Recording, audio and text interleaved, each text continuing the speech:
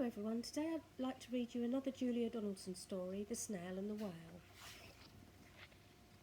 This is a tale of a tiny snail and a great big grey-blue humpback whale. This is a rock as black as soot, and this is a snail with an itchy foot. The sea snail slithered all over the rock and gazed at the sea and the ships in the dock. And as she gazed, she sniffed and sighed.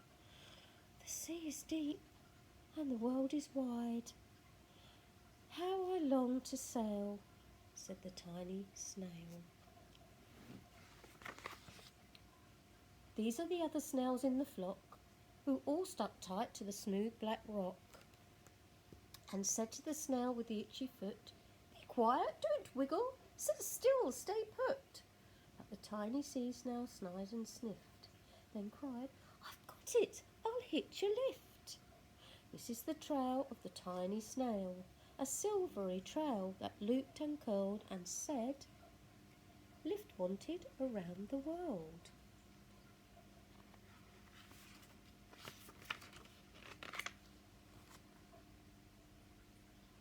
This is the whale who came out one night when the tide was high and the stars were bright, a humpback whale immensely long, who sang to the snail a wonderful song of shimmering ice and coral caves, and shooting stars in enormous waves. And this is the tale of the humpback whale. He held it out of the starlit sea and said to the snail, "Come sail with me." This is the sea so wild and free that carried the whale and the snail on its tail to towering icebergs and far-off lands, with fiery mountains and golden sands. These are the waves that arched and crashed, that foamed and frolicked and sprayed and splashed. The tiny snail on the tail of a whale.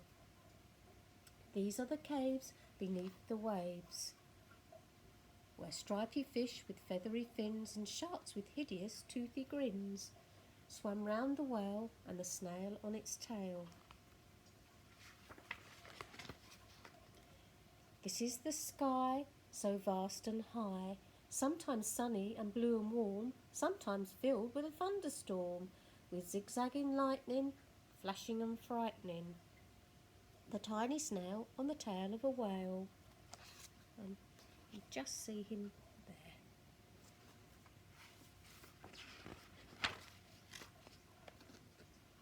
Another lovely illustration. And she gazed at the sky, the sea and the land, the waves and the caves and the golden sand. She gazed and gazed, amazed by it all, and said to the whale, "I feel so small."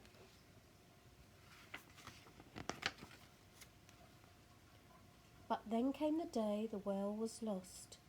These are the speedboats running a race, zigging and zooming all over the place, upsetting the whale with the ear-splitting roar, making him swim too close to the shore.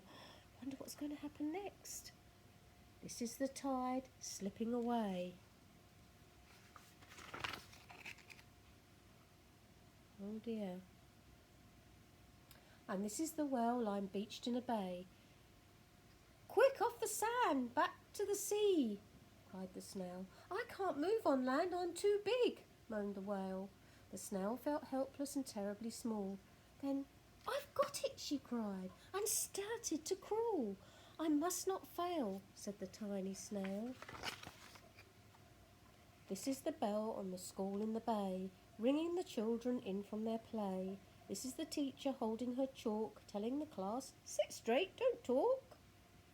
This is the board as black as soot, and this is the snail with the itchy foot.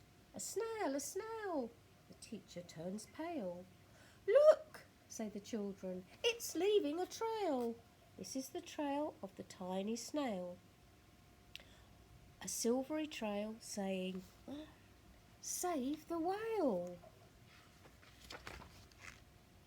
These are the children running from school, fetching the fireman, digging a pool, squirting and spraying to keep the whale cool.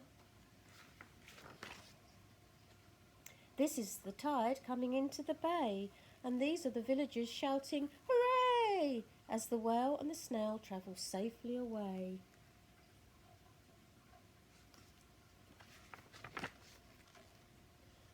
Back to the dock and the flock on the rock, who said, "How time's flown, and haven't you grown?" And the whale and the snail told their wonderful tale of shimmering ice and coral caves and shooting stars and enormous waves, and of how the snail, so small and frail, with her looping, curling, silvery tail, saved the life of the humpback whale. Then the humpback whale held out his tail, and on crawled snail after snail after snail.